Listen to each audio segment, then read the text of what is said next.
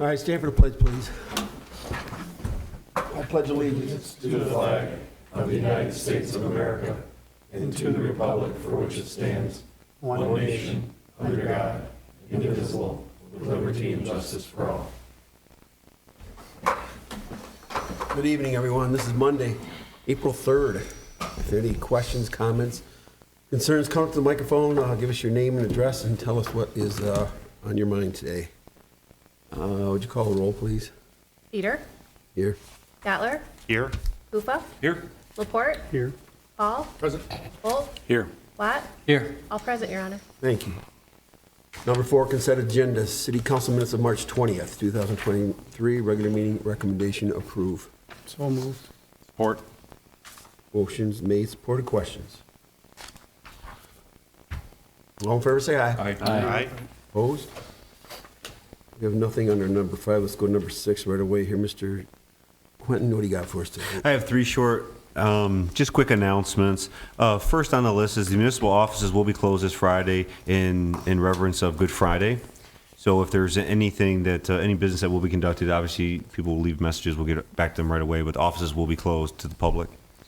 We also wanted to discuss RoadSoft. I've discussed this in the last few meetings, and this is the IT software that's going to allow us to track our road maintenance programs. And this is not only about the conditions of the roads, but this is on a maintenance schedule. So not only is it online in real time, but it's open to the public as well. We'll be able to upload pager data or TAMP data. And in this way, we'll have a better grasp on not only when roads go in, but the conditions of the roads and when they need to be maintained and how often they need to be maintained and with what material. So that software is in possession of the city as of today. We need to download it and create a workstation, essentially put it on a laptop. On May 3rd and 4th, we'll be attending a 2-day webinar. It's just in the office for about an hour and a half a day, and it's just to get a hold of the basics of RoadSoft. How do we do it? How do we use it? How do we actually get this thing up and running? And then on May 16th and 17th, I will be traveling. This is down to Detroit, and this is actually how we pull reports, how do we use RoadSoft, and then meeting with people who use it in other municipalities and getting an idea of how best to use it for best practices. So that is well underway. Just the last announcement that I'd like to make is that there is a notice going out to residences and businesses for the Kearney Drive pavement resurfacing project. So Raymond Excavating has been awarded the work. They do plan on starting the project on Monday, April 17th. If you noticed, if you came in off range today and you turned on to Kearney, you will see orange barrels. Those are in preparation for lane closures. Beginning on April 17th, the southbound Kearney Drive will be closed, and it will be closed all the way to Fred Moore. And this will continue all the way to May 31st. They will then switch the one-way, and they'll close the northbound lane. And that will run from June 1st all the way to July 21st. The one area of concern, and I don't know if it's worth the discussion tonight, and I do plan on having a further conversation with Superintendent Saibula, is that Gearing Elementary is going to be affected in one way or another because of this. We're exploring options right now on how to divert the traffic, what would normally park along the shoulder of Kearney Drive, and how do we divert those vehicles or give them another path to stay off the road, because that's not an option now, and it won't be an option until the end of the school year. So how do we take hundreds of kids dismissing all at one time and their parents in vehicles for pickup and get them not only in their vehicles safely, but we maintain traffic, okay? Detour routes have been established.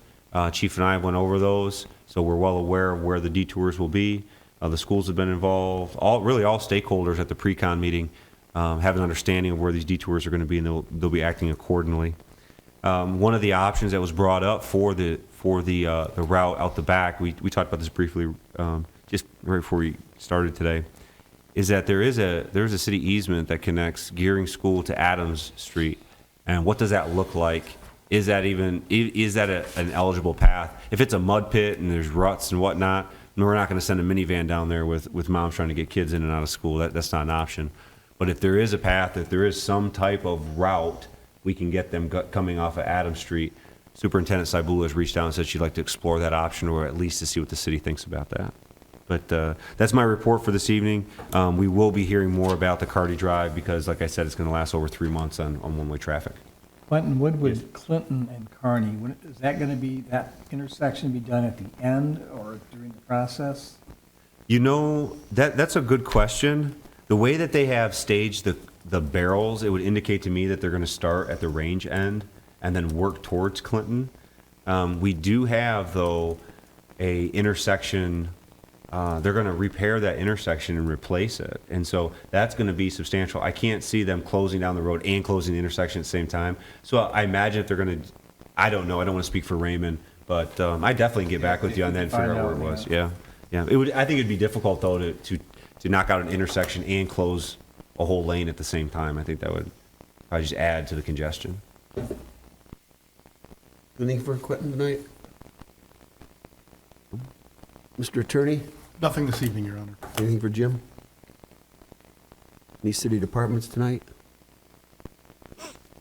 Boards, commissions, committee chairs? No unfinished business. Number 8, new business. We have 3 special events. We'll take each one separately. Special event, Little League Opening Day Parade. Chief? I've received paperwork from St. Clair Little League for their annual parade on May 6th at 9:30. They go from the high school to the Knights of Columbus, and then they walk through the field to the ballparks. So I recommend you approve that. Motion to approve. Second. Questions?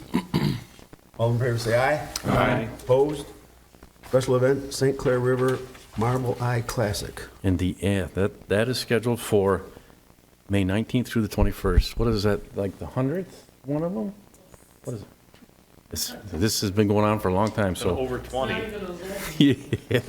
We have all the paperwork for that, too, so. Motion to approve. Supported. Questions? All in favor, say aye. Aye. Opposed? Hometown reunion, Chief? And we have a request from Todd Bigger for his hometown reunion, which is scheduled for August 23rd through Sunday, the 27th. It's just this, it seems to be getting bigger, so Annette and I decided to have them fill out this request, and I got all the paperwork, so I recommend you approve it. Motion to approve. Supported. Questions? All in favor, say aye. Aye. Opposed? Thank you, Chief. Number 9 is claims and accounts, March 23rd, 2023. Hearing no questions, Your Honor, I make or approve as presented. Supported. All right, the motion is made, supported. Questions? All in favor, say aye. Aye. Opposed? Number 10 is public comment. Anybody have anything for the good of the cause? Any questions about anything? We'll go to number 11, Mayor and City Council. Anybody have anything, talked about Kearney Drive? Anything else on our mind? Mr. Laporte?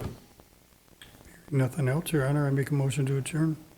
Support. All in favor, say aye. Aye. Opposed? Have a good night, everybody. Be careful out there.